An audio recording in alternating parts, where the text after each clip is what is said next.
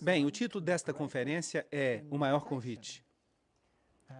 Trata-se de um convite que foi enviado a toda a humanidade, desde que todos os grandes eventos da vida de Jesus aconteceram.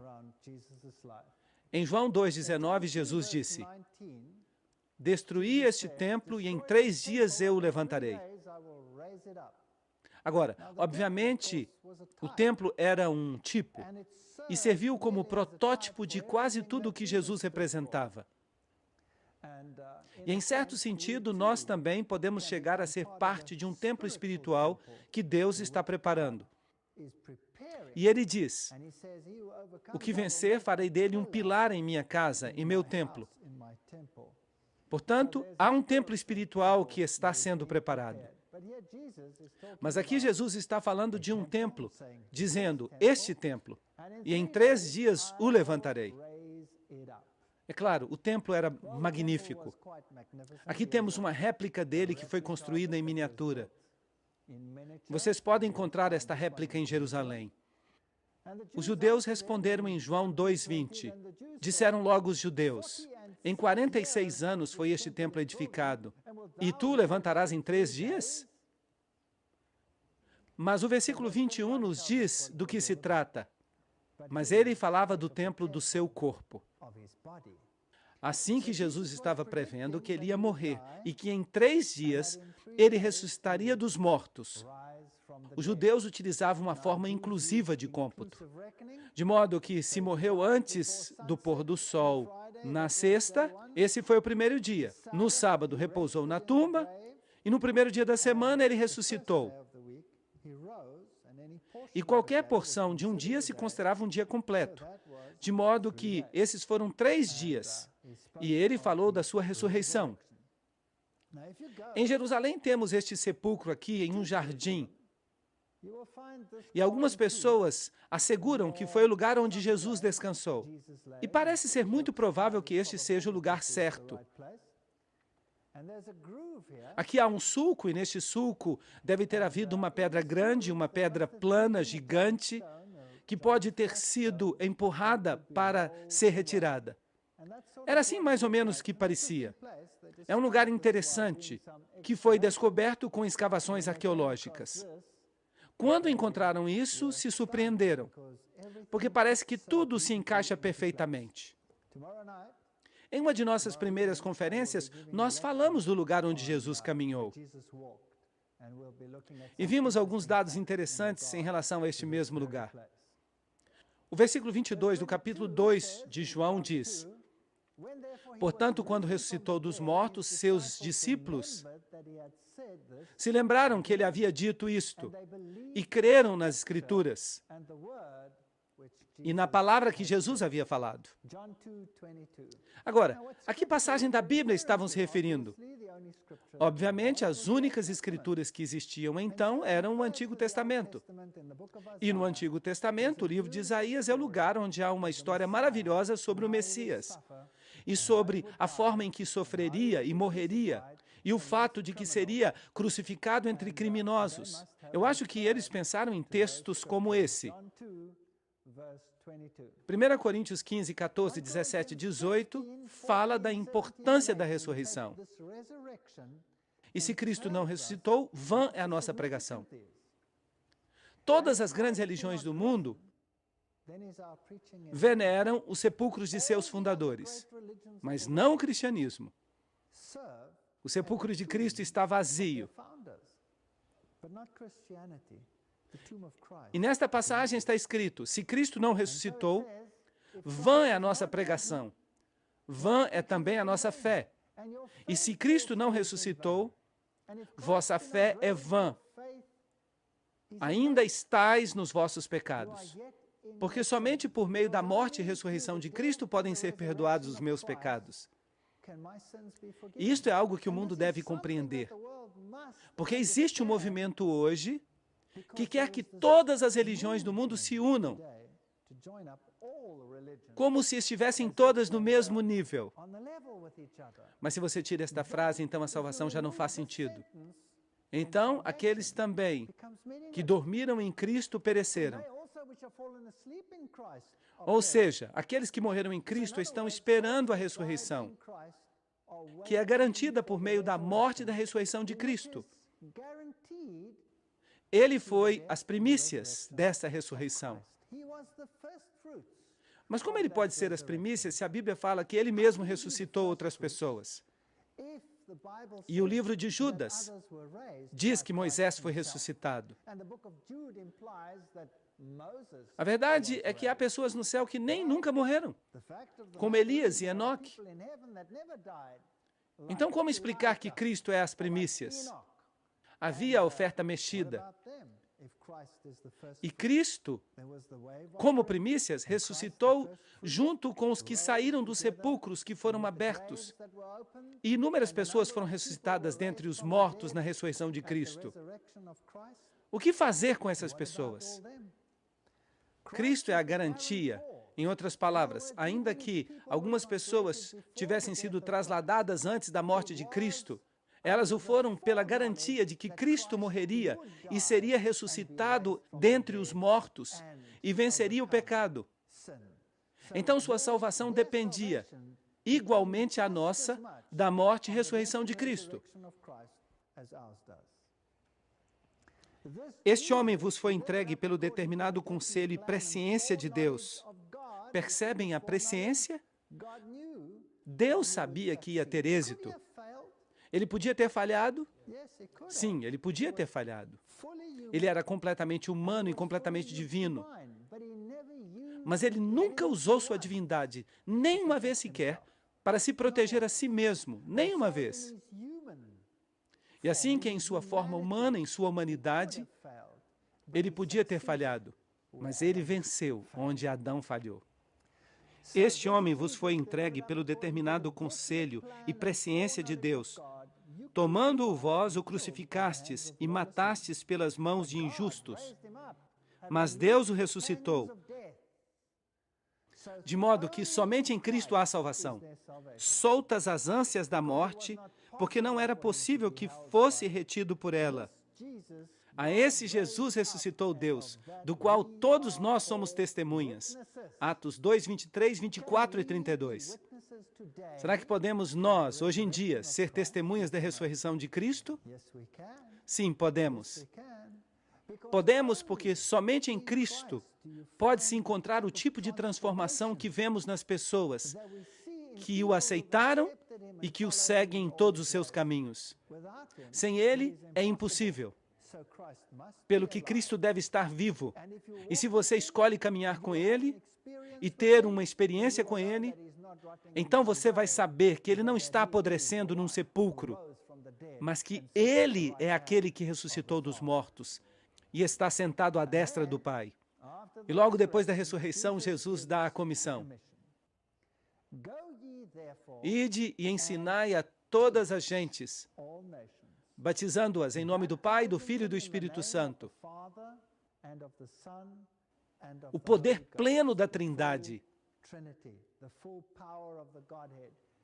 Ensinando-os que guardem o que diz, todas as coisas que vos hei mandado. E eis que eu estou convosco todos os dias até o fim do mundo. Mateus 28, 19 e 20. Que tremenda comissão! E essa comissão abarca tudo. Não se pode deixar algo de fora, é preciso ensinar tudo. Portanto, uma relação que culmina no batismo está baseada na verdade, está baseada na palavra. Porque o que Cristo ensinou, seja através dos profetas ou pessoalmente, é a palavra de Deus. E não podemos tomar pedaços dela. Temos que tomá-la toda. Guardem todas as coisas que eu ordenei. Será que Cristo falou através dos profetas no passado? Claro que sim. Todas as coisas foram criadas por Ele e para Ele. E sem Ele, nada do que foi criado se fez. Assim que tudo, desde o princípio, vem de Cristo. O batismo é mencionado 80 vezes no Novo Testamento. Isso mostra a importância dele. Eu creio que não é apenas uma coisa passageira, pois é mencionado 80 vezes. João 3:23 diz, João batizava também no Enon, falando acerca de João Batista, junto a Salim, que é outro nome para Jerusalém, porque ali havia muitas águas. Então, para batizar, é preciso um pouco de água ou uma boa quantidade de água? É preciso uma boa quantidade de água, João 3:23. Portanto, o que significa ser batizado? A palavra grega é baptizo, que significa mergulhar, submergir, colocar debaixo da água.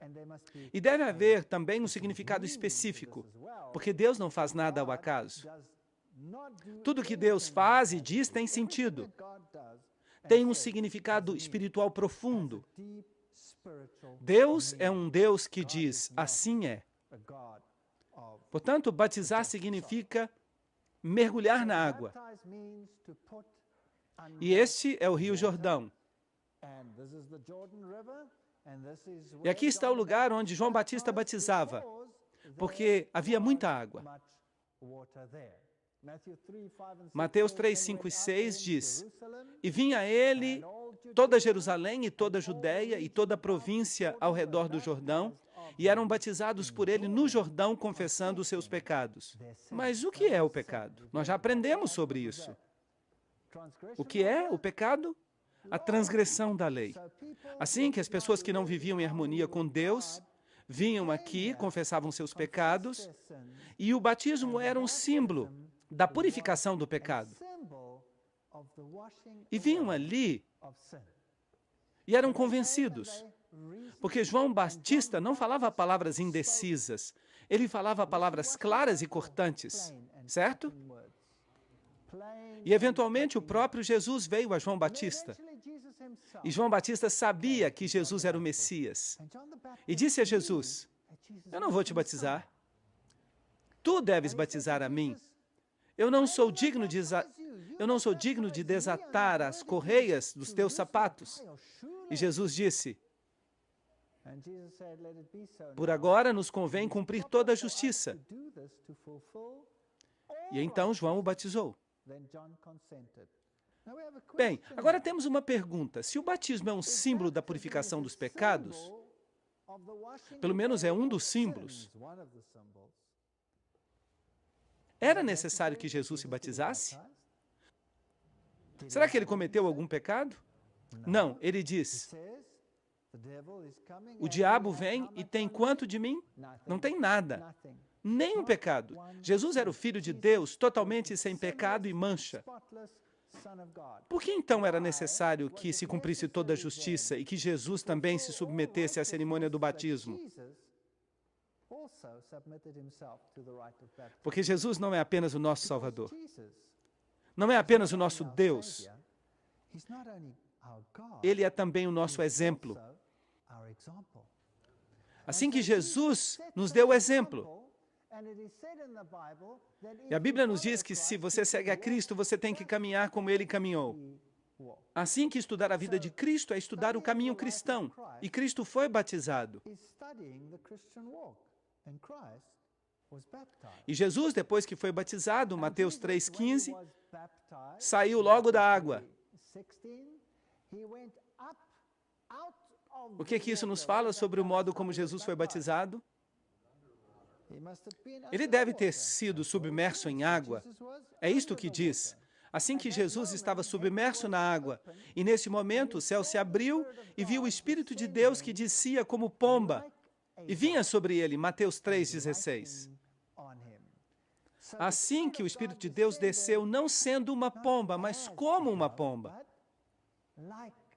Agora, como é que desce uma pomba? Suavemente, suavemente.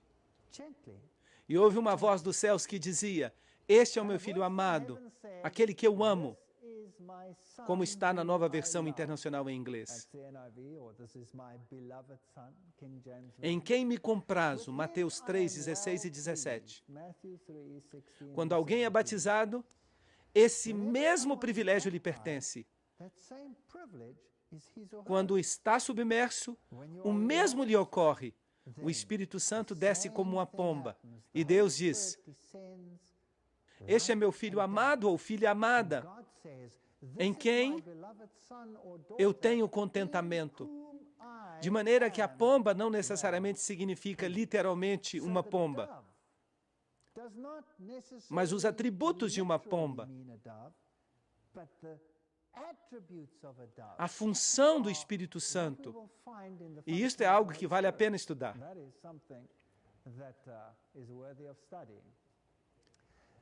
Deus ungiu a Jesus de Nazaré com o poder do Espírito Santo. Atos 10, 38. Agora, a palavra poder ali implica os meios, o mecanismo, os instrumentos, por assim dizer. Para dizer de modo simples e sem rodeios. Para fazer tudo o que ele ia fazer. Porque ele, sendo completamente humano, e contudo completamente divino, não ia utilizar sua divindade para seu próprio benefício. E em todas as coisas ele foi tentado, da mesma maneira que nós. Mas ele recorreu ao mesmo poder a que nós podemos recorrer. E ele andou fazendo bem e sarando a todos os oprimidos do diabo, porque Deus era com ele. Atos 10, 38. De maneira que no poder do Espírito Santo, ele saiu fazendo bem e pregando o Evangelho da salvação. Por 3 anos e meio. E os fariseus haviam ouvido o que Jesus tinha feito e que batizou mais discípulos do que João. De maneira que João Batista não era o único que estava batizando. Mas Jesus mesmo não batizava. Os seus discípulos batizavam. Seus discípulos batizavam as pessoas do mesmo modo que João fazia. E por isso temos outra vez a pergunta: por que Jesus não batizava? Porque é ele que está tipificado no batismo. Ele é colocado como exemplo, mas os seus discípulos batizavam. João 4, 1 e 2. Mas há outra coisa que é interessante sobre o batismo. Um tipo de pergunta que hoje é feita em relação ao batismo. Porque hoje em dia, acredita-se que tudo o que uma pessoa tem que fazer é simplesmente dizer: estou aqui, estou pronto. E uma pessoa então é batizada. E como Cristo pagou por tudo, nós podemos continuar vivendo como antes. Mas Jesus colocou as pessoas sob a graça e os chamou à obediência. Lembram-se disso? Nós já falamos sobre isso. E o caso clássico foi Maria Madalena. Eu tampouco te condeno. Ela foi posta sob a graça. Vai e não peques mais. Ela foi colocada de novo em obediência à lei. E nós temos esse caso particular deste alto funcionário, um tesoureiro de uma rainha. Era um eunuco, provavelmente um homem negro. Ele viajava pelo deserto, havia ido a Jerusalém, pois ele era judeu, um judeu devoto. E estava lendo a Bíblia quando Filipe lhe foi enviado. Atos 8, 26 e 28. O anjo do Senhor falou a Filipe, dizendo: levanta-te e vai em direção ao meio-dia, ao caminho que desce de Jerusalém a Gaza, que está no deserto. Então ele se levantou e foi. Se Deus fala alguma coisa, faça. E aqui um etíope, eunuco, de grande autoridade em virtude de Candace, a rainha dos etíopes, lhe ter colocado a cargo de todos os seus tesouros. De maneira que ele era ministro das finanças. Era isso que ele era. Mas ele era judeu, porque ele havia vindo a Jerusalém para adorar. Era a Páscoa. E havia vindo adorar nesse dia particular. Ele estava, portanto, familiarizado com os direitos e as leis e com os juízos do sistema judaico, certo? Sim, ele era um judeu devoto que havia vindo a adorar. De maneira que conhecia tudo sobre o Antigo Testamento. Vocês acham que ele conhecia os 10 mandamentos? Claro. Conhecia os 10 mandamentos. E havia vindo adorar. E estava sentado no carro e lendo o profeta Isaías. Atos 8, 26 a 28. E assim que Filipe chega até ele, é convidado a subir no carro, se senta com ele e fala com ele e diz: o que você está lendo? E ele responde: estou lendo o profeta Isaías. E ele pergunta: você entende o que você está lendo? E ele lia uma passagem das Escrituras que falava sobre o cordeiro que foi levado diante dos seus tosquiadores e que não abria sua boca e foi levado ao matadouro. E Filipe perguntou: você sabe do que se trata? E curiosamente o eunuco disse: como posso saber se não há ninguém que me explique? É fascinante, Deus opera assim. Ele trabalha através das pessoas. E Ele informa as pessoas da verdade por intermédio do seu povo. E aqui estava um judeu devoto que estava estudando o livro de Isaías e estava buscando encontrar uma resposta. E Filipe chegou ali para lhe dar essa resposta. Filipe o escutou lendo o profeta Isaías e perguntou: entendes o que lês? E ele respondeu: e como poderei entender se não há ninguém que me explique? E pediu a Filipe que subisse no carro e que se sentasse com ele. E a passagem que ele lia era: como ovelha para a morte foi levado, e como cordeiro mudo diante daquele que o tosquia, assim não abriu a boca. E Filipe deu a explicação. O que é que estava faltando a este judeu? Ele tinha a lei, tinha a Torá, sabia o que era ser obediente e seguir os preceitos de Deus, mas o que ele não sabia? Não sabia quem era o Messias. E assim, Jesus foi apresentado a ele por Filipe. Quando se deu conta de que este cordeiro havia sido sacrificado, que era o Cordeiro de Deus que tira o pecado do mundo, foi aí que disse a Filipe. E indo pelo caminho, chegaram a um lugar onde havia água. E disse o eunuco: aqui há água, o que impede que eu seja batizado? E mandou parar o carro. Ele conhecia a lei, conhecia a Torá, e agora havia encontrado o tesouro do céu. Jesus Cristo, o Salvador. E por isso ele disse: o que impede que eu seja batizado? Agora, toda esta parte no livro de Atos está escrita numa estrutura de quiasmo. O que significa pergunta, resposta, pergunta, resposta, pergunta, resposta. Agora, se você tem uma das traduções modernas da Bíblia, será difícil você encontrar este versículo. Porque sua Bíblia terá o versículo 36 e o versículo 38, mas deixará de fora o versículo 37. Você pode comprovar isto se você quiser. Atos 8, versículo 37.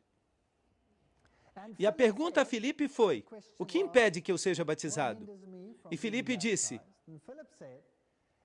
se crês de todo o teu coração, pode ser batizado. Uma resposta muito importante. De maneira que, qual era o pré-requisito para o batismo? Crer de todo o coração. E por que vocês acham que algumas traduções modernas preferem deixar fora este versículo?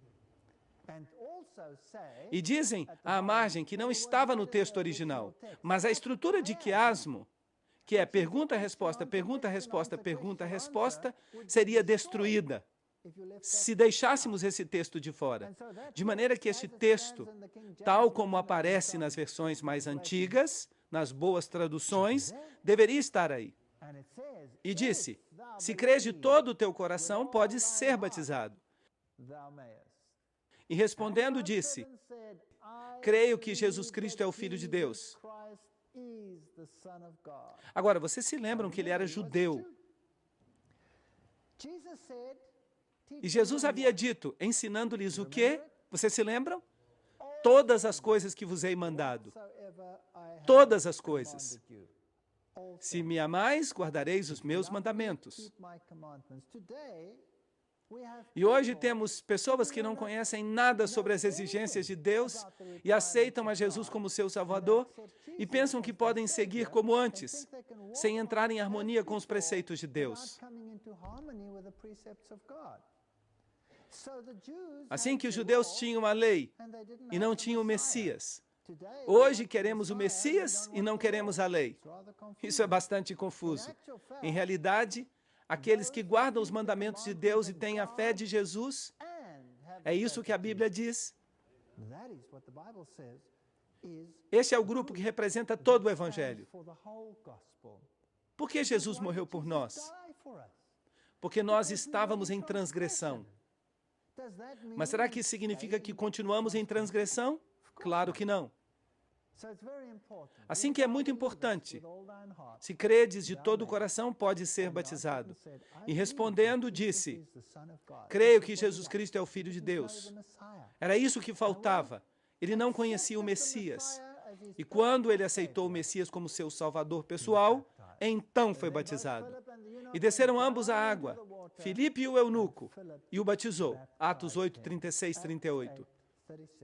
Assim que em todos os exemplos que temos, vemos que a Bíblia fala de um batismo, e que é um batismo de imersão. Agora, se nós formos até a igreja primitiva, veremos que na igreja primitiva também se batizava por imersão. Aqui está uma cruz bizantina e uma antiga igreja bizantina. E é claro, está em ruínas. E se você caminha através dessas ruínas, há um antigo tanque batismal, na qual se batizavam estas pessoas. Você percebe? É preciso entrar por estas escadas, e ali era o lugar onde batizavam. Assim que a igreja primitiva, depois de Cristo, batizava por imersão. Esta aqui também é uma igreja bizantina, que foi construída ali onde viviam os essênios. E estas igrejas primitivas todas tinham tanques batismais com escadas que levavam para baixo. E aqui é um deserto, onde não há muita água, mas tinha um tanque batismal pequeno, mas o batismo era por imersão, o que era certamente possível numa fonte como esta. Se você visita as igrejas antigas, elas também nos revelam um método que se utilizava nos tempos anteriores. Esta é uma igreja do primeiro século, em Filipos. Aí está o tanque batismal no qual as pessoas eram batizadas. E se você me pergunta, de onde se originou o batismo por aspersão ou por infusão, que coloca água sobre a fronte de uma criança? Bem, então você vai ter que ir a Roma para descobrir. É aí onde o costume se origina. Mas se você vai às igrejas mais antigas de Roma, também ali você encontra grandes pias batismais. E aqui, na Capadócia, na Turquia, a cidade oculta de alguns cristãos na Idade Média, ali também o batismo era por imersão. E havia estes tanques batismais profundos, aos quais se tinha acesso por escadas. O batismo era por imersão. Alguns dos relevos e algumas das pinturas que temos desse período inicial, se vamos à Rússia, por exemplo, aqui temos o batismo do russo Vladimir o Grande, uma pintura na igreja primitiva bizantina.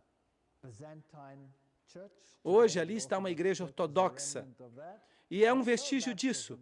Também vemos o seu batismo por imersão. E aqui temos um relevo antigo, no qual Cristo está sendo batizado. É um afresco da África. E ali está ele em pé na água, e tem água até a sua cintura. Então, onde é que está o batismo infantil? Se a Bíblia fala de batismo por imersão. E se a Bíblia diz, se crês de todo o coração, pode ser batizado. Será que uma criança pode crer de todo o coração? Será que uma criança pode tomar uma decisão? Quem toma a decisão pela criança? Os pais tomam a decisão pela criança.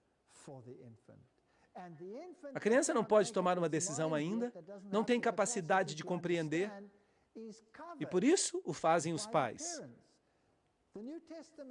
No Novo Testamento, Paulo diz que se há um casamento e só uma das pessoas no casamento está em Cristo, então o marido é santificado pela fé da esposa. Ou a esposa é santificada pela fé do esposo.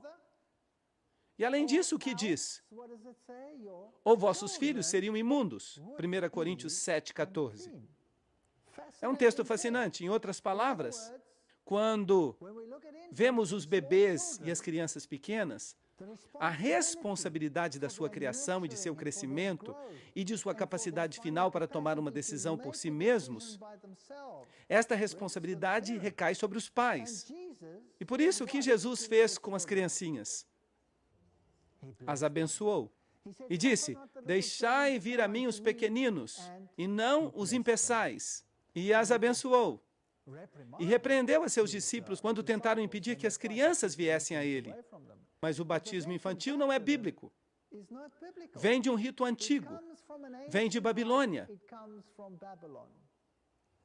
Porque as crianças eram assim dedicadas neste sistema na antiguidade. Inclusive, tomavam algumas crianças e as submergiam. Mas a maioria era feita por infusão ou aspersão. No 6º século depois de Cristo, temos a introdução do batismo infantil. O Deus Jano, aquele de cabeça dupla, o que olha para frente e para trás, e que é equivalente à águia das duas cabeças, é dele que vem, porque supostamente ele nasceu 2 vezes. A água benta era usada para os batismos, e ela era criada tomando uma tocha do altar e submergindo-a na água, que depois se convertia em água benta. E hoje é a mesma coisa. Tomam uma vela, em alguns ritos, do altar, e a submergem na água, e simboliza o Deus Sol, submergindo nas águas da matriz, para renascer como Horus, o Salvador. É, portanto, daqui que vem este ritual. É daqui que vem a água benta. E por isso, a seguinte maldição foi pronunciada sobre os desertores da Igreja Católica: que o Filho que sofreu por nós o amaldiçoe, que o Espírito Santo que sofreu por nós no batismo o amaldiçoe. Seja maldito aquele que diz que são os adultos que devem ser batizados. Este é o livro História do Romanismo, página 510. Assim que Roma introduziu o batismo infantil para entrar em harmonia com os antigos ritos pagãos. E você pode ver que é daí que ele se origina, porque no rito pagão o Espírito Santo e Horus são a mesma entidade. Juno é a pomba, o símbolo do aspecto feminino da divindade, de modo que se considera o culto luciferiano. Então, Lúcifer é ao mesmo tempo homem e mulher. Juno e a pomba, que também é considerado como Espírito Santo. Nós lemos isso nos livros de Alice Bailey. E o que é interessante aqui é que diz que todos são um. Que o Espírito Santo que sofreu por nós no batismo o amaldiçoe. Será que o Espírito Santo sofreu no batismo da Bíblia? Não, o Espírito Santo desceu suavemente como pomba sobre Jesus. Quem é que ia sofrer e morrer? Jesus ia sofrer e morrer. E certamente o batismo que teve lugar não reflete esse batismo, mas reflete a submersão e a morte do Deus Sol, mas não de Jesus Cristo. Assim que a maldição do catolicismo romano, ela se refere ao batismo de adultos e nos diz de onde ela vem. O cardeal James Gibbons, na fé dos nossos pais, responde a esta pergunta. Por vários séculos depois do estabelecimento do cristianismo, o batismo foi conferido por imersão. De maneira que Roma admite isso, que a imersão total era a forma através da qual o batismo era realizado. Mas desde o século XII, a prática do batismo por infusão, isto é, derramar água sobre a fronte, passou a prevalecer na Igreja Católica, já que desta maneira o batismo era realizado com menos inconvenientes do que o batismo por imersão. Será que isso faz sentido? Isso não faz nenhum sentido. João 3,3 diz: em verdade te digo, o que não nascer de novo não pode ver o reino de Deus. Assim que nascer de novo representa morte e ressurreição, o batismo representa morte e ressurreição. Ressurreição que experimentamos em Cristo. Não foi até o Concílio de Ravenna, em 1311, depois de Cristo, que o derramamento de água foi oficialmente aceito como tendo a mesma validade da imersão no rito do batismo. Assim que os ritos pagãos foram introduzidos suavemente, e hoje em dia estão aí, enraigados, e as pessoas os seguem. Do contrário, você fica debaixo da maldição. Assim que, como todas as doutrinas estranhas que temos no mundo cristão de hoje, temos que ir a Roma para encontrá-las. Este sistema no qual a Igreja e o Estado trabalham lado a lado para obter uma forma unitária de religião, que será a adoração final do anjo com a tocha, o anjo caído, Lúcifer. Roma é muito impressionante, espetacular.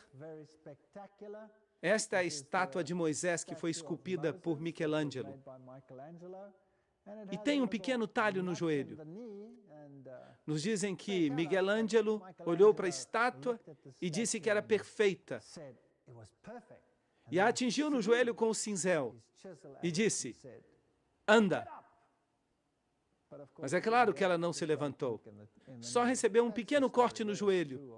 Esta é a história que contam, eu não sei se é verdade.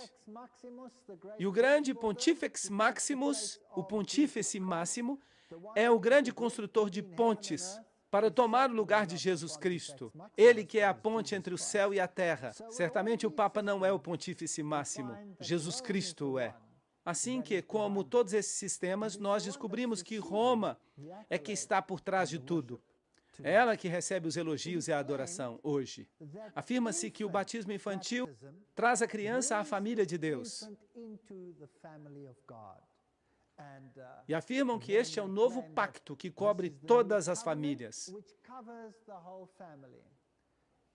O batismo é uma consequência da aceitação de Jesus Cristo como seu Salvador pessoal, de haver aprendido todos os preceitos de Cristo, de havê-los aceito, de estarmos conscientes de que somos pecadores vivendo em transgressão à lei de Deus e que nossa única esperança é que a mancha seja lavada no sangue do Cordeiro e que assim caminhemos em harmonia com Cristo, em seu poder, por meio dele.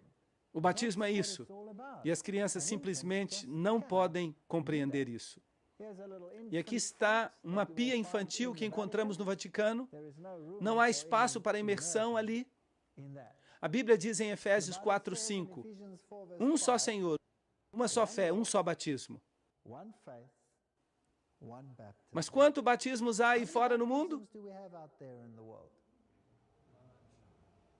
Muitos ritos diferentes de batismo. Alguns batizam por imersão, por exemplo. Os batistas batizam assim. Outros praticam o batismo infantil.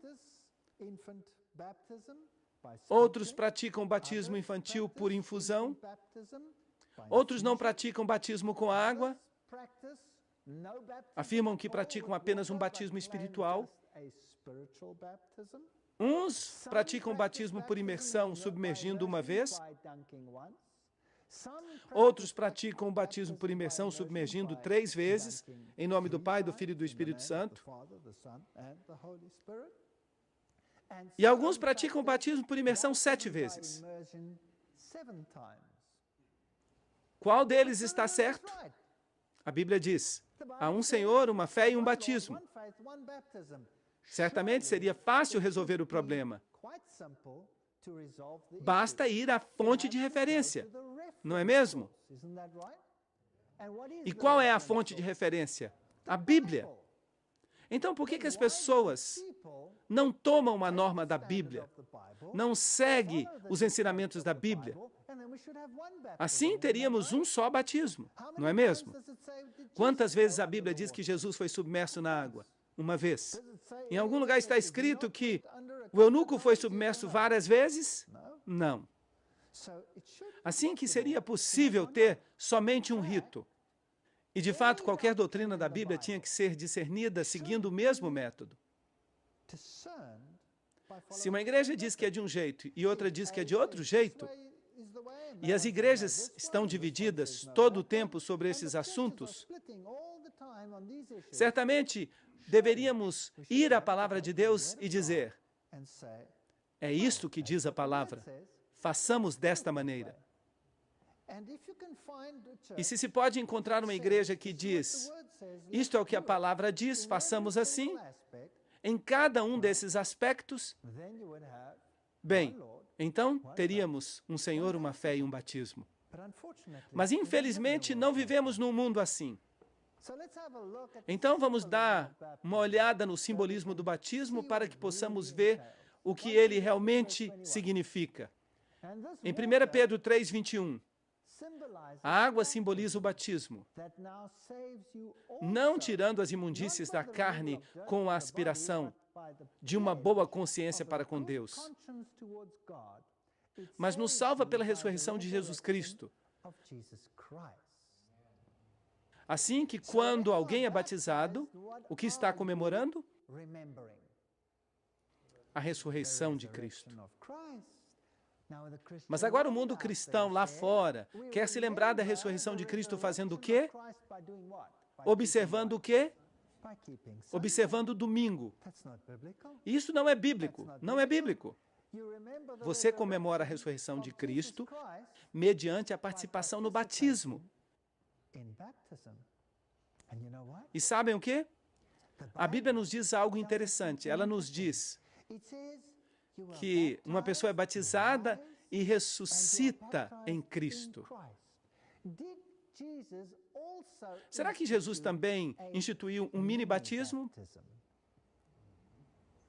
para nos lembrar deste evento? Sim, ele fez isso. O lava-pés. E ele disse: fazei isso todas as vezes em memória de mim. Fazei o que digo, e bem-aventurado sereis se o fizerdes. O lava-pés é um mini-batismo que nos lembra do batismo do renascimento que tivemos. Em certo sentido, você caminha pela vida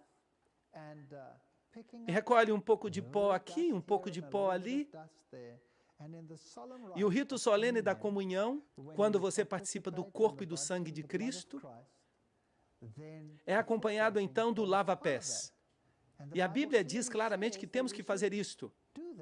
Bem-aventurados sereis se o fizerdes, João 13:17. Mas muito poucos o fazem. Em verdade te digo, que se não nasceres da água e do Espírito, não podes entrar no reino de Deus, João 3:5. Mas será que o homem que estava na cruz, o ladrão, vai estar no céu um dia ou não? Sim.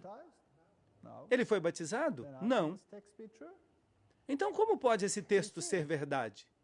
Bem, se você não tem uma oportunidade de fazê-lo, Deus julgará a sua intenção, o seu coração.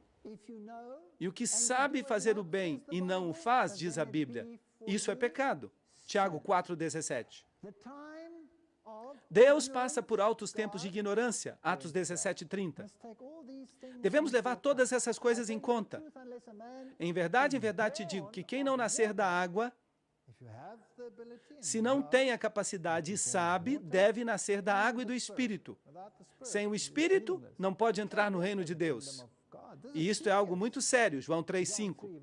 Portanto, Se lemos sobre o que aconteceu na igreja cristã primitiva, quando essas conversões começaram a ocorrer, eles ficaram profundamente comovidos pelas palavras dos discípulos, depois de haverem crucificado a Jesus, e disseram: irmãos, que faremos?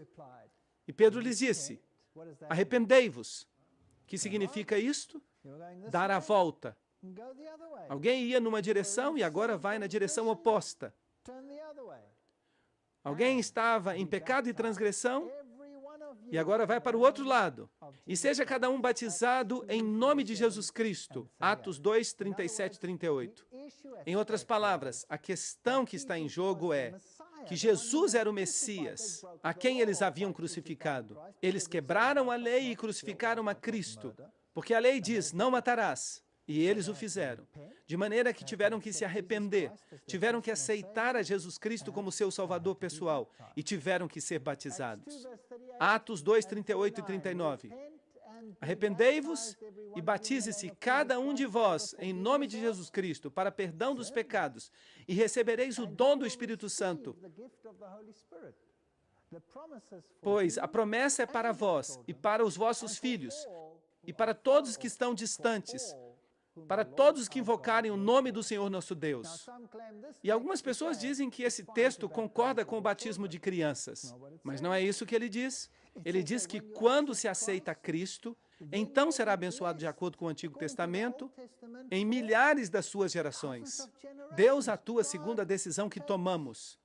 Assim damos a Deus o direito de interferir na nossa própria vida e de nos proteger. E recebereis o dom do Espírito Santo, de maneira que, quando uma pessoa é batizada, ela recebe um dom especial. Antes disso, a pessoa pode receber impressões da parte do Espírito Santo. Pode ser conduzida pelo Espírito Santo. Mas, em seu batismo, a pessoa recebe o dom do Espírito Santo. E esta promessa é para vós e para vossos filhos, porque os filhos estão cobertos pela decisão e pela fé dos pais. E para todos que estejam distantes, para todas as pessoas, para todos aqueles que invoquem o nome do Senhor nosso Deus. Assim que esta promessa vale para todos. 1 Samuel 15, 22 diz: é melhor obedecer do que sacrificar.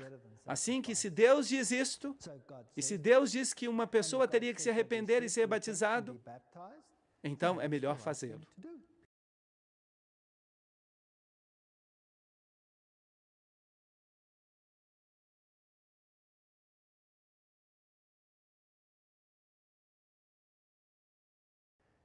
Efésios 4, 11 a 13 diz: e ele mesmo deu alguns certamente para apóstolos, e outros para profetas, e outros para evangelistas, e outros para pastores, e outros para mestres, para o aperfeiçoamento dos santos, para a obra do ministério, para a edificação do corpo de Cristo, até que todos cheguemos à unidade da fé e do conhecimento do Filho de Deus, até o homem perfeito, até a medida da estatura da plenitude de Cristo. Então, qual é o propósito desses dons que Deus vai outorgar durante o batismo? Eles são para o ministério, para o aperfeiçoamento dos santos, para a edificação do corpo de Cristo. Todos recebem uma parte. Até a pessoa mais humilde recebe uma parte. Inclusive aqueles que praticamente não têm nenhuma grande habilidade podem ser tão abençoados por Deus a ponto de se converterem em homens poderosos e gigantes dentro da igreja. Alguns têm a capacidade de orar, outros têm dons diferentes. Alguns têm o dom da hospitalidade. Quem é mais importante? Aquele que recebe alguém em sua casa, que consola as pessoas, ou o que prega o Evangelho? Quem é mais importante? Um não é mais importante do que o outro. Será que alguém pode dizer para o outro: eu não preciso de você? Barnabé era conhecido pelo seu espírito suave e por fazer com que as pessoas se sentissem à vontade. E isso é tão importante como qualquer outro dom, como ser evangelista, ou pastor, ou mestre. Seja qual for o dom, Deus dá a cada um para a edificação do corpo de Cristo, até que todos cheguemos à unidade da fé. Mas isto, mais uma vez, nos diz que o que nós vemos aí fora no mundo não pode estar certo. Não deveríamos ter 1.000 ou 2.000 religiões ou mais. Há uma só fé, um só Deus, um só batismo. Até que todos cheguemos a esta harmonia. Porque da maneira que no corpo temos muitos membros, mas nem todos os membros têm a mesma função, assim nós, sendo muitos, somos um corpo em Cristo. E o corpo de Cristo é a igreja. E será que os membros do corpo poderão fazer parte integrante de diferentes corpos que ensinam coisas diferentes? O que vocês acham? Se há uma verdade, um batismo, uma fé, podemos ter diferentes religiões e diferentes ensinos sobre assuntos que absolutamente não são bíblicos? Quando os comparamos com a Bíblia, sim ou não? Não. Sem dúvida, temos que entrar em harmonia quando se trata dos assuntos da fé. Assim, nós, sendo muitos, somos um corpo em Cristo e somos todos membros uns dos outros. Assim se fala da unidade no Espírito, de maneira que, tendo dons diferentes, segundo a graça que nos é dada, de maneira que Deus, durante o batismo, quando alguém se converte em parte do corpo de Cristo, essa pessoa é dotada do Espírito e Deus lhe outorga poder para fazer o que Deus escolheu que ele fizesse dentro do corpo. E nós somos testemunhas suas destas coisas, e também o Espírito Santo.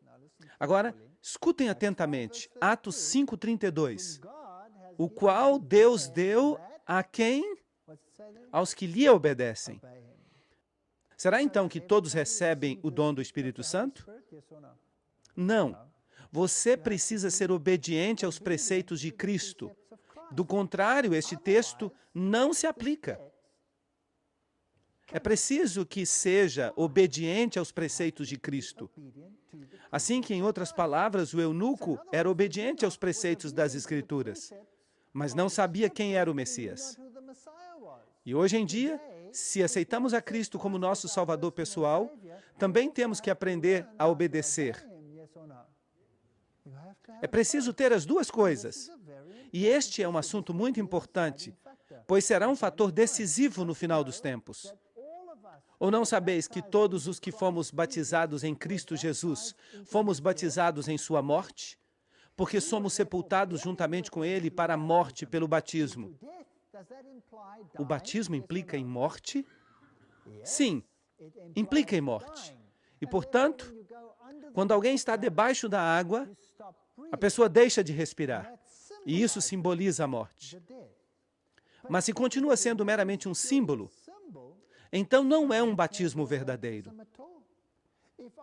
Se eu morro a morte do homem antigo e ressuscito sendo o mesmo homem antigo, será que isso é um batismo genuíno? Claro que não. De maneira que, se não me ensinam os preceitos de Cristo, se não me ensinam a entrar em harmonia com Cristo, então essa morte e essa ressurreição não têm de fato sentido. É preciso que eu saiba como entrar em harmonia com Cristo. Ou não sabeis que todos que fomos batizados em Cristo Jesus fomos batizados em sua morte, porque somos sepultados juntamente com ele para a morte pelo batismo? Agora, vocês sabiam que o mundo muçulmano acusa o cristianismo de ser uma religião fácil? Porque tudo o que temos que fazer é nos ajoelharmos e dizer: bom, Senhor, perdoa-me.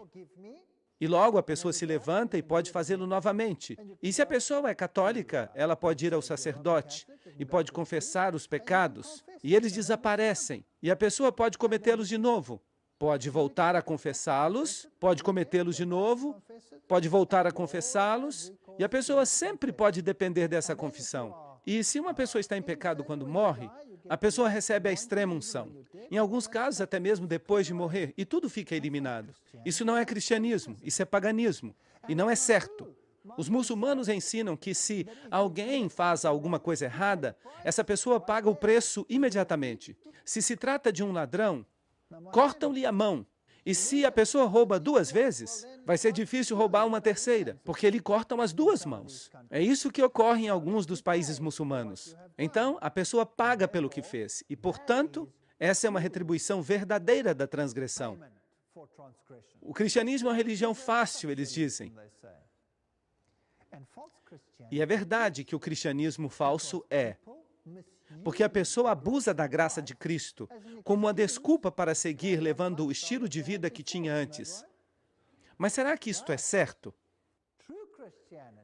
O verdadeiro cristianismo exige uma pena de morte, de tal maneira que a pessoa morre e é sepultada com ele por meio do batismo na morte, a fim de que ressuscitou dos mortos pela glória do Pai, assim também nós andemos, o que diz aqui? Em novidade de vida. Romanos 6, 3 a 4. Não se pode continuar vivendo a vida velha. Tenho que ser transformado. Quando recebo o conhecimento do Filho de Deus, que morreu por mim, e me ensinam todas as coisas que Ele ordenou, e eu aceito que eu estou em transgressão da lei de Deus, e aceito o dom da salvação em Jesus Cristo, eu sou então batizado, sepultado com Cristo no batismo. Assim que quando Jesus morreu, potencialmente toda a humanidade morreu com ele. E quando ressuscitou, potencialmente toda a humanidade ressuscitou com ele. Mas Deus honra o nosso livre-arbítrio. Quando escolhemos segui-lo, aceitamos esse rito de morrer em Cristo e ressuscitar em Cristo, recebemos uma nova vida. Nós renascemos. E a menos que recebamos esta nova vida, nós não somos salvos. Temos que entrar em harmonia com Cristo. E Cristo obedeceu aos mandamentos do seu Pai, certo? Então, será que devemos observá-los nós também? Sim. A obediência é um pré-requisito. Mas as pessoas não querem isto hoje em dia. Elas querem uma graça barata. Dizem, tudo o que tenho que fazer é crer e eu sou salvo. Sim, é preciso crer, mas se não há obediência, então a pessoa continua como transgressor da lei de Deus. E se quebra um mandamento, quebra todos. E será julgado pela lei de Deus. Jesus disse aos que dizem, Senhor, Senhor, por acaso não fizemos maravilhas em teu nome? Expulsamos demônios e fizemos todas estas coisas? E Jesus lhes diz, afastai-vos de mim, vós que obrais a maldade. E aqui, a palavra maldade é a palavra grega anomia, que literalmente significa a quebra da lei de Deus. Hoje em dia existe uma doutrina que se chama anomianismo, que significa eliminar a lei de Deus, anomia. Não se pode ter uma coisa sem a outra.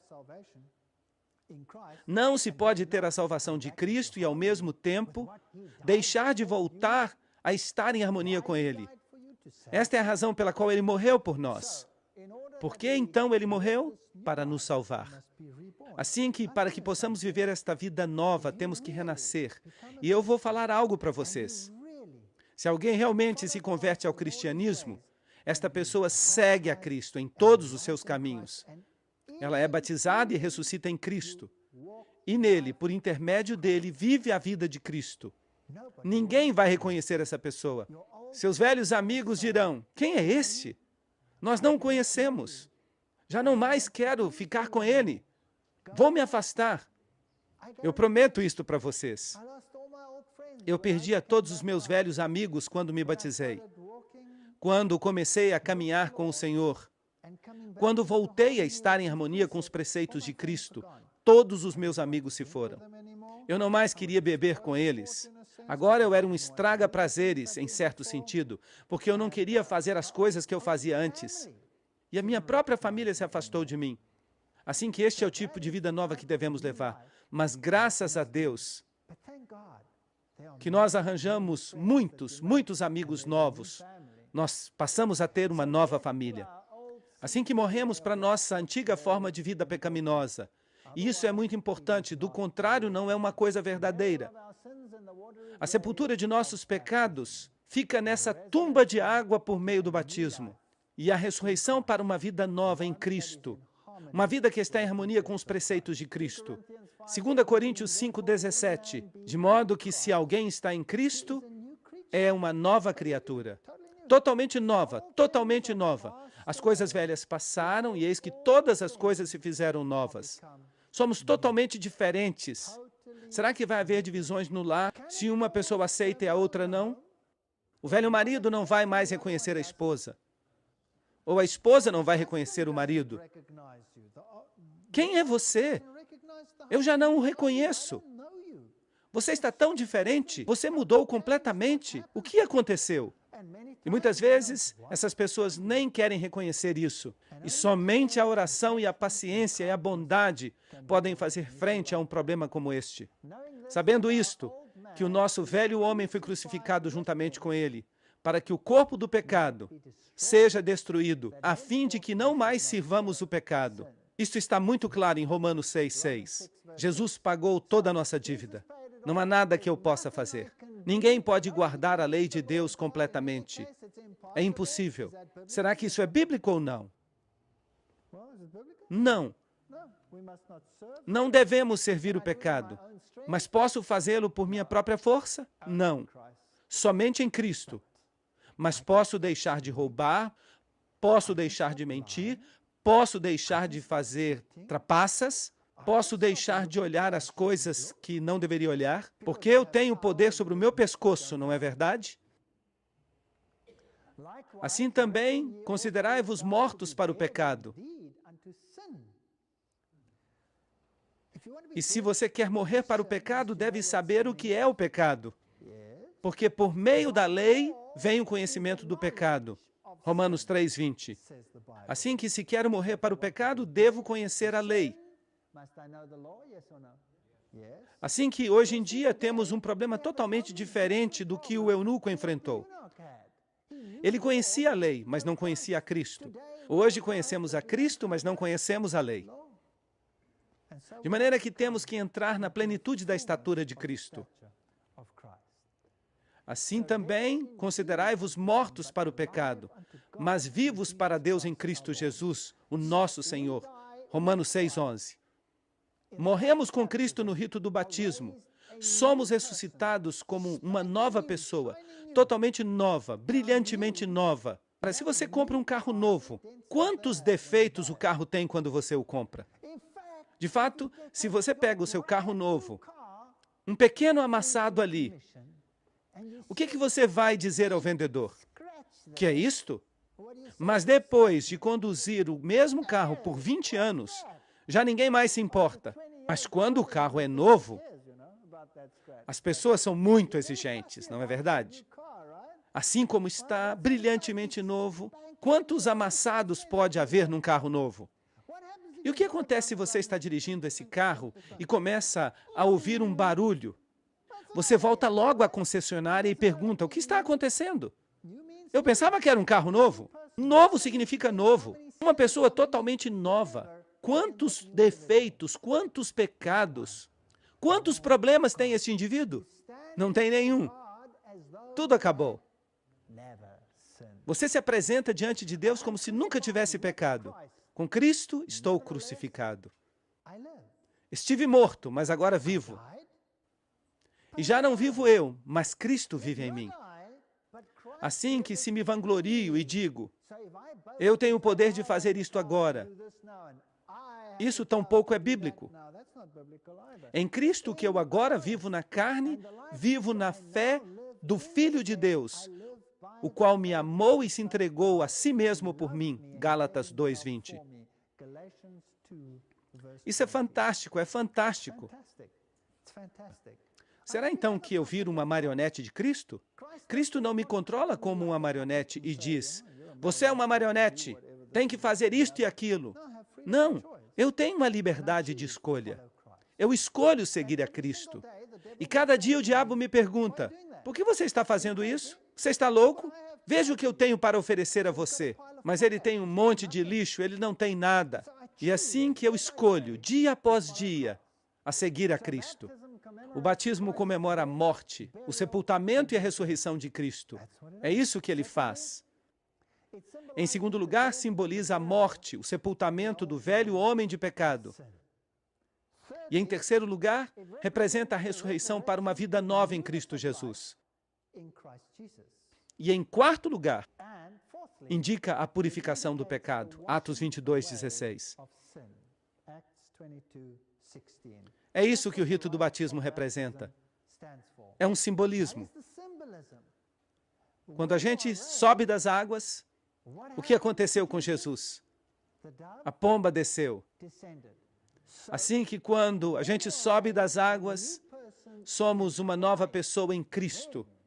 Então recebemos o dom do Espírito, do jeito que Deus quer. Vocês sabem que muitas pessoas ficam sentadas na igreja perguntando-se: qual é o meu dom? Eu não tenho nenhum dom. Nada aconteceu comigo que eu me lembre. Eu pergunto, se não estão dispostos a caminhar com Cristo, será que vão ter uma experiência com Ele? Muitas pessoas usam os seus dons o ano inteiro e nem se dão conta disso. O que crer e for batizado será salvo. Marcos 16:16. Esse texto é usado tão incorretamente hoje em dia. Crer significa tudo. Só é preciso crer. Mas é preciso crer de todo o coração. Atos 8:37. Varões, que faremos? Pedro lhes respondeu: arrependei-vos. Isto significa entrar em harmonia com os preceitos de Cristo. E batizem-se, lavem-se, renasçam. E batize-se cada um de vós no nome de Jesus Cristo. Porque nele vivemos e nos movemos e somos. Assim que os que receberam a palavra foram batizados. Mas será então que algumas pessoas não receberam a palavra? Claro, muitos não a receberam. E se acrescentaram naquele dia 3.000 pessoas. Atos 2:41. De modo que foram acrescentadas ao corpo de Cristo 3.000 pessoas. Esse foi um batismo em massa no Jordão. Hoje em dia acontece um batismo em massa no Jordão. Muita gente vai ao Jordão para ser batizada. Milhares e milhares para serem batizados. E eu me pergunto, será que eles entendem a plenitude do rito do batismo? É agradável ser batizado por imersão, porque essa é a maneira bíblica. E, de fato, a Igreja Adventista do Sétimo Dia aceita o batismo por imersão. Até mesmo se foi feito em outras igrejas, desde que tenha sido feito na maneira bíblica. Nesse caso, uma pessoa pode se tornar membro simplesmente por profissão de fé. Aqui está uma jovem sendo batizada em um lago, mas a Igreja Católica diz que era menos inconveniente fazê-lo dessa maneira. Bem, Cristo fez isso. E eu fiquei surpreso com esta pessoa. Eu tirei esta foto na Alemanha, onde esta jovem foi batizada. Vocês podem ver o gelo ali flutuando ao redor? Incrível, incrível. Essa é uma determinação em ser batizada. Concordam comigo? Isso é determinação. Vamos dar uma olhada nos passos para a salvação. Vamos ver isso de acordo com a Bíblia. Número 1. A pessoa tem que aceitar. A pessoa tem que aceitar o sacrifício de Cristo, Romanos 3:23. A pessoa tem que crer que Ele é o caminho, a verdade e a vida. E tem que crer que esta é a forma de fazê-lo, Atos 16:31. Número 3, a pessoa deve confessar, 1 João 1:9. E deve haver uma decisão, Apocalipse 3:20. Devemos ter todos estes 4 componentes. Romanos 3:23 diz: porquanto todos pecaram e estão destituídos da glória de Deus. Todos somos pecadores, portanto todos devem nascer de novo para entrar no reino dos céus. É preciso ser uma pessoa nova, uma pessoa em harmonia com Cristo, porque ninguém vai entrar no céu de outra maneira. Portanto, é preciso nascer de novo, pois todos pecaram. Atos 16:31 diz: e eles disseram: crê no Senhor Jesus Cristo e serás salvo, tu e tua casa. A fé abarca os filhos. Maravilhoso. Todos pecaram. E é preciso que eu o aceite. E devo crer nos méritos de Cristo. Eu tenho que confessar os meus pecados. Se confessarmos os nossos pecados, Ele é fiel e justo para nos perdoar os nossos pecados. De modo que, se tem um batismo sem confissão, será que isso vale? Não. E eu os limparei de toda maldade, 1 João 1,9. Eis que estou à porta e bato. Se alguém ouvir a minha voz e abrir a porta, entrarei em sua casa e cearei com ele e ele comigo. Apocalipse 3:20. É isso que eu mais gosto no caráter de Deus. Ele não força ninguém. O que ele faz? Ele está à porta e bate. Ele não arromba a porta para entrar. Então, o que a pessoa deve fazer no final das contas? A pessoa deve aceitar o convite. Deve abrir a porta e convidá-lo a entrar em sua vida. Agora já sabemos o que significa o batismo. Significa também que passo a fazer parte da Igreja de Cristo quando sou batizado? Porque por um Espírito somos todos batizados. Não 10 Espíritos, não 20, nem 1000, nem 2000. Um Espírito. Somos todos batizados em quantos corpos? Em um corpo. Quer que sejamos judeus ou gregos. Agora, lembrem-se que a palavra judeu se utilizava para os primeiros cristãos também, e que ainda se consideravam judeus. Quer que sejam servos ou livres, pois a todos deu de beber de um mesmo Espírito. 1 Coríntios 12:13. Só há uma verdade, não há 10 verdades, milhares de verdades. E o Senhor acrescentava a cada dia à igreja os que eram salvos. Atos 2:47. Assim que quando alguém aceita o rito do batismo, quando alguém aceita Jesus como seu salvador pessoal, quando alguém se batiza, a pessoa se converte e passa a fazer parte do corpo de Cristo. E este corpo de Cristo, que doutrinas ensina? Todas as doutrinas. Porque por um só Espírito fomos todos batizados em quantos corpos? Em um corpo. E Ele é a cabeça do corpo que é a igreja. Colossenses 1:18. Sim, o batismo por imersão é pessoal, mas também é corporativo. Quer dizer que a pessoa passa a fazer parte do corpo de Cristo. Mas, e essa história do rebatismo? Se uma pessoa foi batizada, mas digamos que não foi batizada da maneira que está de acordo com a totalidade do princípio bíblico, o que acontece então? Será que deve ser batizada de novo? Vamos ver o que ocorreu em Atos 19:1-5. Paulo, depois de passar pelas regiões superiores, chegou até Éfeso. E falando a certos discípulos, lhes disse: recebestes o Espírito Santo quando crestes? Eles haviam aceitado a Cristo, eram crentes. E eles lhe disseram: nem sequer ouvimos que há um Espírito Santo.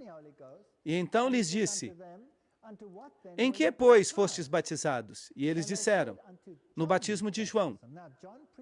Agora, João pregou o batismo de arrependimento. Mas o batismo em Cristo implica em fazer parte do corpo de Cristo e receber o dom que lhe outorga poder para pregar a Cristo. E disse Paulo: João batizou com o batismo de arrependimento, dizendo às pessoas que crescem naquele que viria depois dele, isto é, em Jesus Cristo. E quando ouviram isto, foram batizados no nome do Senhor Jesus. Atos 19:1-5. E algumas denominações dizem que, bem, isso significa que só devemos batizar no nome do Senhor Jesus. Mas o próprio Senhor Jesus disse: batizem em nome do Pai, do Filho e do Espírito Santo. Esta é a parte messiânica. É preciso primeiro se dar conta de quem é o Messias. Mas quando a pessoa é batizada, ela é batizada na plenitude da divindade. Uma pessoa não é batizada proporcionalmente ou apenas em parte. Sem Cristo não há salvação. Mas Cristo e o Pai são o quê? São um. Não se pode batizar em um sem ser batizado no outro. É impossível. Assim que o batismo por imersão e às vezes o rebatismo é necessário. Mas se a pessoa acredita que recebeu um batismo bíblico, então Como já falei, a Igreja Adventista do Sétimo Dia reconhece esse batismo. E a pessoa pode fazer parte do corpo que guarda os mandamentos de Deus e tem o testemunho de Jesus por profissão de fé. Mas se uma pessoa crê que é melhor ser batizada na plenitude da verdade, então o rebatismo também é bíblico. Deus trabalha através da sua igreja, e isto é muito importante. Atos 9:6. Aqui está um dos maiores discípulos de Cristo. Tremendo e temendo, disse: Senhor, que queres que eu faça? Aqui está Paulo. Paulo, no caminho para Damasco, tem uma visão. Ele vê Jesus Cristo e se dá conta de que está em transgressão, de que está perseguindo o Cristo, enquanto ele está perseguindo aos seus seguidores. E se arrepende disso e diz: Senhor, o que queres que eu faça? E o Senhor lhe responde: Sabe, Paulo, eu te chamei para que sejas um apóstolo aos gentios e quero que tu vás a todas as partes do mundo e pregues o evangelho de Jesus Cristo. Não foi isso que aconteceu. Isso não aconteceu nem mesmo ao poderoso Paulo. Eu vou lhes contar o que ocorreu de fato. O Senhor lhe disse: Levanta-te e entra na cidade, e ali te dirão o que deves fazer. Isso não é fascinante? Deus não trabalha fora do seu corpo. Ele guia as pessoas. Ele conduz as pessoas. Mas, em última análise, ele sempre as leva para o corpo. Foi então Ananias e entrou na casa. Esse era o discípulo que Deus havia escolhido, dentre os irmãos, para dizer a Paulo o que ele tinha que fazer. E, impondo-lhe as mãos, disse: Irmão Saulo, o Senhor Jesus, que te apareceu no caminho por onde vinhas, me enviou para que recebas a vista e sejas cheio do Espírito Santo. Atos 9:17. Esse é um texto muito importante. Deus não chama as pessoas de fora para ir dizer ao corpo o que este deve fazer. Ele envia essas pessoas ao corpo para que o corpo lhes diga o que devem fazer. Isso faz sentido? Assim que estes são princípios bíblicos muito importantes, pelos quais podemos comprovar a solidez da nossa fé. Aqui está a paciência dos santos, os que guardam os mandamentos de Deus, e a fé de Jesus. Apocalipse 14:12. No final dos tempos, Deus operará para que haja um corpo que não apenas pregue o batismo por imersão e a salvação em Cristo, e em Cristo apenas, mas que também ensine todas as coisas, todos os preceitos de Cristo. E da mesma maneira como Cristo deu um exemplo em todas as coisas, eles também têm que dar o exemplo de todas as coisas. Se Cristo disse: Eu te dei o exemplo no lava-pés, então esta denominação deve praticar o lava-pés. Se Cristo disse: Batismo por imersão, então esta denominação deve batizar por imersão.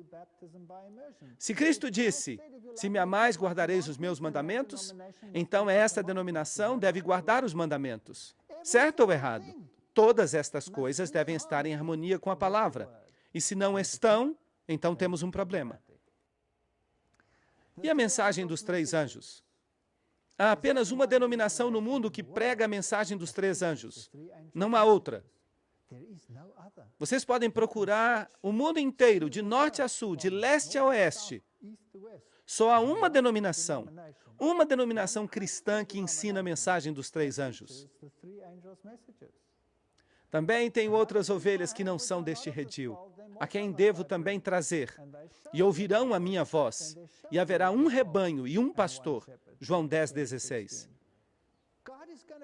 Deus vai levar o mundo todo a uma decisão. Muito em breve, todo este mundo terá que tomar uma decisão. Em nenhum momento durante estas conferências eu lhes disse que se você não é membro da Igreja Adventista do Sétimo Dia, você estará perdido. De fato, o que eu disse foi que o povo de Deus está em todas as igrejas.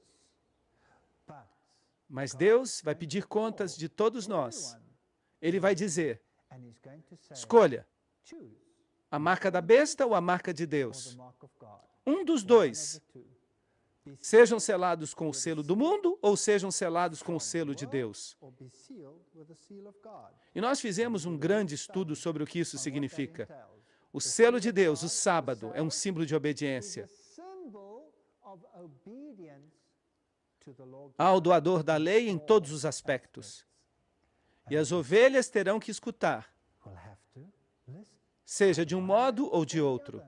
Mas não te peço somente por estes, mas também pelos que hão de crer em mim pela palavra deles. Assim que a pregação da palavra faz parte do evangelho da salvação, para que todos sejam um, como tu, ó Pai, em mim e eu em ti, que também eles sejam um em nós, para que o mundo creia que tu me enviaste. João 17, 20 e 21.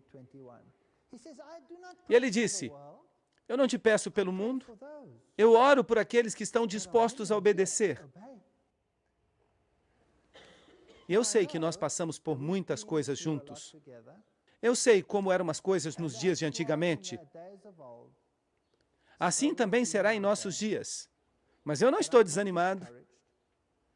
Sabe, nós temos visto os números declinarem e declinarem e declinarem. Mas isto é normal. Quando nós pregamos a plenitude da obediência em Cristo e a aceitação de Jesus Cristo como Salvador pessoal, esta não é uma mensagem popular. Como seria se pregássemos alguma coisa menos problemática? De maneira que, se você pensa que este é um ensino duro, e se pergunta, será que realmente eu tenho que mudar a minha vida? Será que de verdade eu tenho que morrer? Será que o velho homem de pecados tem mesmo que ser enterrado? Será que não posso ficar com um pouquinho dele? Será que não posso ficar com um pouco de transgressão? Será que eu tenho mesmo que entrar em harmonia com todos os preceitos do Decálogo? Será que não posso continuar observando o domingo, por exemplo? Será que isso não é possível? Este é um ensino duro e exige muita entrega. Sim, exige muita entrega. João 6,60. Ao ouvir essas coisas, muitos de seus discípulos disseram, dura é esta palavra, quem a pode ouvir? E João 6,66. E naquele momento, muitos de seus discípulos voltaram atrás e já não caminhavam com ele. Nós vimos a mesma coisa acontecer aqui durante estas conferências, a mesma coisa. João 6,67. Jesus disse aos 12, quereis por acaso ir também com eles? E o que responderam? Simão Pedro respondeu, Senhor, a quem iremos? Apenas tu tens as palavras da vida eterna. Sim, só há uma verdade. E essa verdade é o caminho, a verdade e a vida. E conduz a Cristo. E Cristo nos leva à obediência. Então não há outro caminho. Portanto, estamos diante de uma decisão. Vou fazer isto ou aquilo? Se quero ter vida e sei o que é correto, mas não faço isso, então o que isso significa para mim? Diz a Bíblia que é pecado. E por isso eu tenho que tomar uma decisão. Alguns vão dizer, há muitas coisas que eu não compreendo ainda. Há muitas coisas que eu não entendo. Não posso tomar uma decisão ainda. Não entendo muitas coisas. Mas por quanto tempo poderão adiar isso desta maneira? Talvez para sempre? Eu também não entendo todas as coisas, certamente que não. Eu acho que eu vou continuar aprendendo para o resto da minha vida, até mesmo durante a vida eterna. Vejamos o que a Bíblia diz sobre esta questão. Salmo 97, 11.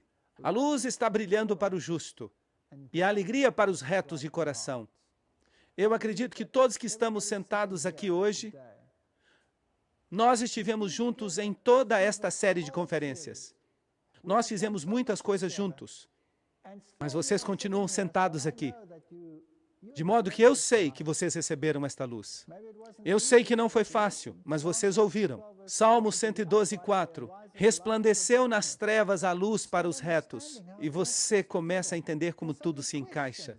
Há tantas perguntas. Por que isto? Por que aquilo? Por que não é de outra maneira? Como podemos todos pertencer à mesma coisa? Como é que se pode salvar? Todas estas perguntas, se você é realmente reto de coração, Deus vai lhe dar a resposta Salmo 119, 130. A exposição de tuas palavras ilumina. De maneira que, se não está baseada na palavra, se não é bíblica, então essa luz não é necessariamente de Deus. Provérbios 4, 18. Mas a senda do justo é como a luz da aurora, que vai brilhando mais e mais até ser dia perfeito. De maneira que vai brilhando mais e mais, à medida que continuemos a avançar. Ninguém pode chegar a um ponto em que diga, eu já sei de tudo. O que você sabe é que você descobriu uma coisa. Eu posso pegar um conto, eu posso pegar um livro de ciências. Eu sou professor de fisiologia. E há um livro de fisiologia que eu sempre usei. Eu uso há tanto tempo que eu nem mais preciso me dar ao trabalho de abri-lo.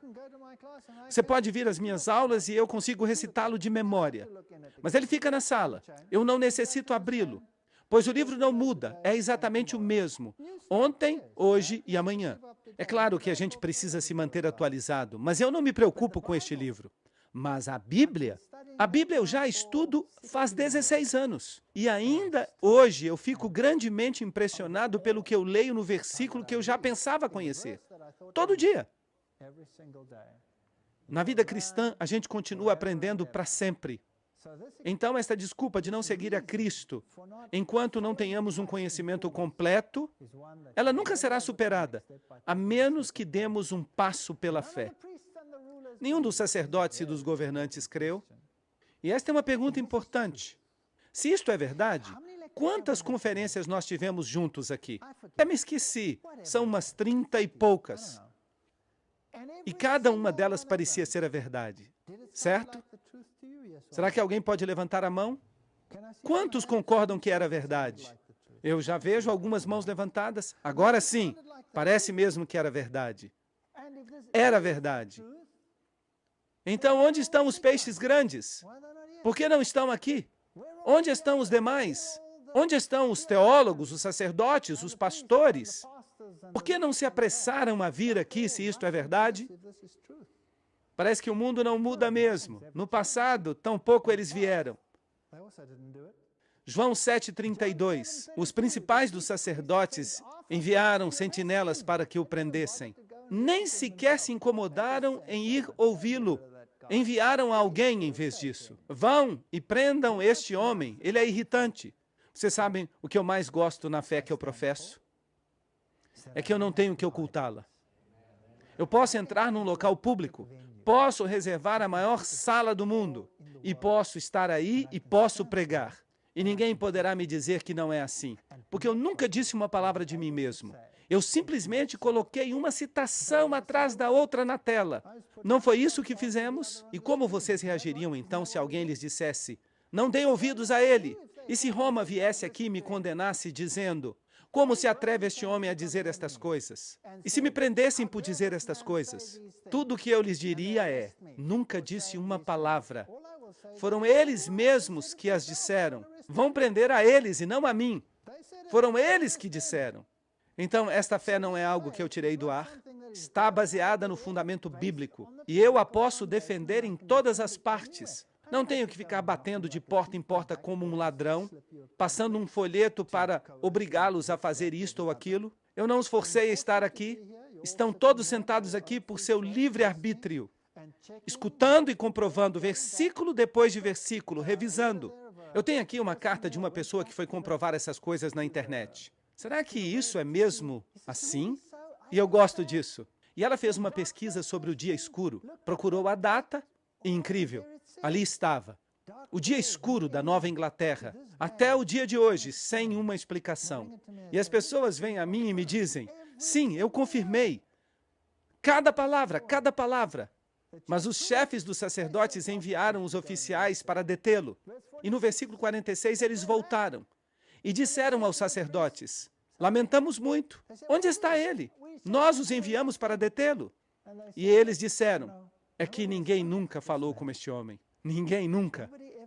Ninguém nunca lhes deu tanta coisa para pensar como Jesus. No versículo 47, então também vocês se deixaram enganar? Responderam os fariseus. Acaso creu nele algum dos governantes ou dos fariseus? Bem, estamos no mesmo barco, infelizmente. Até nos tempos bíblicos, alguns fariseus e escribas creram, mas a maioria não creu. Mas vários creram. Nicodemos creu, apesar de ter vindo no meio da noite, temendo que pudesse ser visto, mas creu e se converteu em uma força depois disso. E eu lhes digo que são milhares e milhares que estão aceitando esta verdade. Milhares, milhões, no mundo todo aceitando esta verdade e sendo acrescentados a cada dia. Milhares, milhões. Na América do Sul, todos os dias, 2 ou 3 mil se acrescentam. Todo dia. Agora, faça uma soma com o passar do tempo. Milhões de pessoas estão vindo para a verdade. Se vocês fizerem um levantamento e averiguarem quantos adventistas do sétimo dia há, vocês vão descobrir no levantamento que há mais adventistas do sétimo dia do que nos livros da igreja. Isso é fascinante. Se um governo faz um levantamento em seu país perguntando a que denominação você pertence, há mais adventistas do sétimo dia nesse país do que nos livros da igreja. O que isso diz para vocês? Que no seu coração eles aceitaram esta verdade, mas que ainda não deram o último passo. Há igrejas completas, incluindo o pastor, igrejas completas que estão vindo para esta verdade. Por quê? Porque há verdades nela que não se podem negar. Mas outros dirão, assim que também vocês se deixaram enganar, João 7,47. Nenhum deles creu. Infelizmente, não se deram o trabalho de estudar. Alguns vão dizer que o preço é demasiado alto. Não quero pagar este preço. São coisas demais que eu tenho que renunciar. E o que é que você tem que renunciar? Meu Pai, se é possível, passe de mim este cálice, mas não seja como eu quero, mas como tu queres. Mateus 23:39. Isso é profundo, que Deus tenha escolhido algo tão simples como a obediência, um dia, para fazer uma diferença entre o bem e o mal. É absolutamente incrível. E alguém pode dizer, eu vou esperar até que o Espírito me comova. Você sabe, eu sei que está certo, mas eu não quero dar o passo ainda. Esta não é outra frase que as pessoas usam? Bem, Provérbios 16:25 diz, há caminho que parece direito ao homem, mas ao final são caminhos de morte. Você sabe que algo é correto, faça-o. Eu não sou um desses evangelistas que fica aqui na frente colocando pressão, porque durante todo este tempo eu falei à mente de vocês e ao coração de vocês. E agora eu gostaria que seu coração e sua mente trabalhassem juntos. Esta é sua decisão, não minha. Eu não tenho que forçá-los. Vocês precisam decidir se isto é certo ou errado. Mas talvez, de fato, você ainda tenha dúvidas. Isso acontece. E você esteja dizendo, eu desejo aprender mais acerca disto, porque eu creio que é correto. Ou, em vez disso, você pode dizer, eu não quero aprender mais nada sobre isso. A decisão é sua, de ninguém mais. Talvez você diga que uma decisão vai causar divisão. Eu sei que se eu aceitar isso, minha esposa ou meu esposo vai se assustar. Eu poderia perder o meu noivo, a minha noiva, o meu trabalho, a minha família. Todo mundo vai ficar louco. A minha família ficou louca. O meu primo me disse isto francamente. Ele me disse, eu nunca mais vou pôr o pé em tua casa. Éramos os melhores amigos. Sempre estávamos juntos. Comíamos juntos, bebíamos juntos. Ríamos juntos. Chorávamos juntos.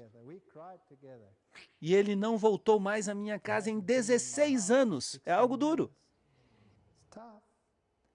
Na minha família, há alguns que sabem que isto é a verdade, mas não querem dar o passo. É incrível, assombroso. E famílias inteiras que simplesmente aceitam isso. E eu não consigo entender, eu fico doido. Sou tão zeloso. Famílias inteiras, pai, mãe, tio, namorado, namorada. Eu dei estudos bíblicos em minha casa a um grupo de pessoas. Há uma jovem que estava namorando com o meu filho. Foi o meu filho que a trouxe para o estudo bíblico. E quando ela começou a escutar o estudo bíblico, a próxima coisa que fez foi trazer sua irmã. Eram metodistas.